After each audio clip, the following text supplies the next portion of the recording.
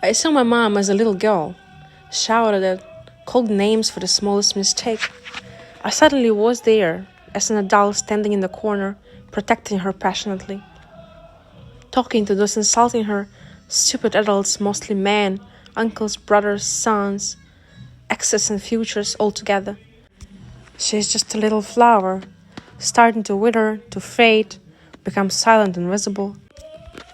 I saw myself, a little star celebrating my birthdays with hundreds of people, collecting kisses and presents and wishes of a good life at the entrance to my house. Of course, every time at the end of those parties, I was also a little flower, sitting down and crying while listening to my parents fight. A heavy battle for nothing, for everything, for life. I had no idea what was the reason and why every single one of these days ended the way it did. I always found a thing or two to do while they were busy figuring out their broken love.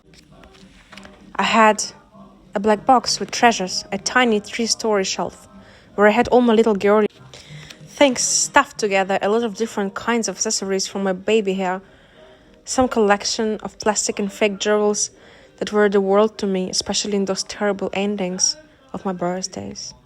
It was like my whole house, an alternative reality, huge hope for escape. I remember putting my head so deep into it like I was Alice and it was a rabbit hole, and the whole life story could begin any moment. I guess this is how I got my passion for things, little and big, different ones. I felt safe having something to look at when the world outside would collide, crash, be dangerous to me. I always could just escape the world of my things and everything would be totally fine and normal. I would just stare at them for hours. Many lonely evenings in a little birthday dress. Consider them as if they were real treasures and if they were the answer to each of the world's biggest problems. Now thinking back, I feel sorry for this girl, maybe for both of them, one in the living room trying to understand the concept of love and why on earth it won't work for her.